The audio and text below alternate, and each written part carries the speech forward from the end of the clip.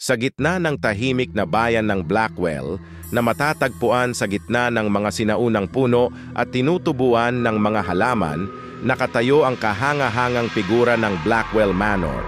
Ang siglong lumang mansyon na ito na may Gothic na arkitektura at weathered facade ay higit pa sa isang architectural relic.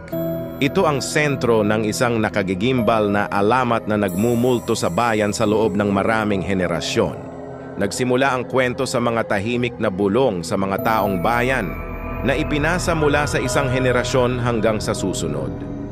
Ang Blackwell Manor, inaangkin nila, ay isinumpa ng isang malabong nakaraan. Nagsalita ang mga lokal tungkol sa nakakatakot na mga ilaw na kumikislap sa mga bintana, mga makamulto na mga figura na sumulyap sa napakalaking palumpong, at ang hindi mapag-aalinlangan ng tunog ng parang multo na mga bulong na umaalingaw-ngaw sa mga koridor nitong matagal nang nakalimutan. Habang lumalaki ang alamat, lumalakas din ang pagkahumaling at takot na pumapalibot sa misteryosong mansyon. Ang mga naglakas loob na makipagsapalaran ng masyadong malapit ay nagulat ng isang napakalaking pakiramdam ng pag-aalinlangan na parang isang hindi makamundong presensya ang nakamasid sa kanilang bawat kilos. Napalitan ng takot ang pag-usisa nang magpasya ang mga matatapang na kaluluwa na tuklasin ang mga haunted hall ng mansyon. Ang mga pasilyo na dimly ilaw at pinalamutian ng kupas na wallpaper ay tila nabuhay sa hindi nakikita. Nagtagal ang mga bulong sa hangin, pinalamig ang mga tinik ng mga naglakas loob na tumapak sa mga lumalangit-ngit na sahig. Nagsalita ang mga saksi tungkol sa mga multo na aparisyon, mga translucent na figura na nagkatotoo at naglaho sa isang kisap mata.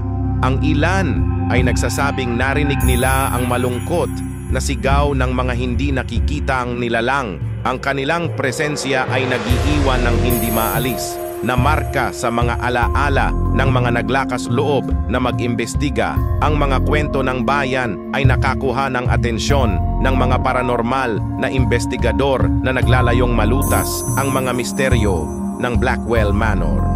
Gamit ang mga flashlight, EMF meter at mga makasaysayang talaan, sinimulan nila ang pagsisikap na ihiwalay ang katotohanan mula sa alamat.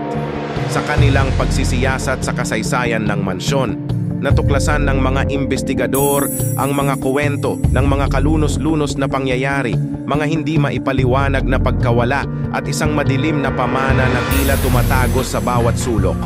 Habang sila ay nagbubunyag, mas malalim ang misteryo at mas nakumbinsi sila na ang pagmumultuhan ay higit pa sa isang kolektibong guni-guni.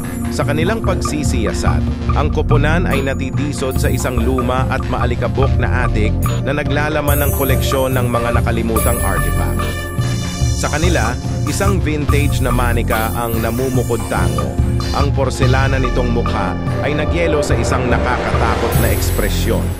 Ayon sa alamat, ang manika ay isang sisidlan ng mga espiritu na gumagala sa asyenda. Habang sila ay naggalugad pa, ang mga nakatagong silid ay nagsiwalat ng kanilang mga sarili, bawat isa ay may sariling mga lihim. Ang mga sira-sirang muwebles, sinaunang manuskrito, at misteryosong mga simbolo ay nagpapahiwatig ng isang nakaraan na puno ng mga ritual at hindi masabi na mga gawain. Ang mga natuklasan ng mga investigador ay nagpalalim lamang sa palaisipan ng Blackwell Manor. Ang mga mahiwagang ilaw ay patuloy na kumikislap sa mga bintana at ang parang multo na mga bulong ay nagpatuloy. Ang bayan na nahuli ng takot at pagkahumaling ay naghihintay ng resolusyon. Habang tinatapos ng mga investigador ang kanilang paggalugad, hindi nare-resolba ang tensyon.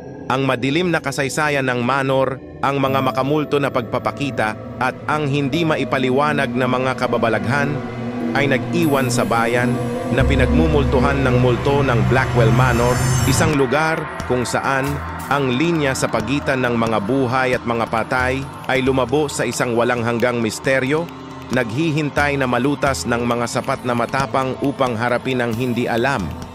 Maraming salamat sa panunood. Follow, like, and share para sa iba pang totoong kwento tungkol sa iba't ibang pangyayari.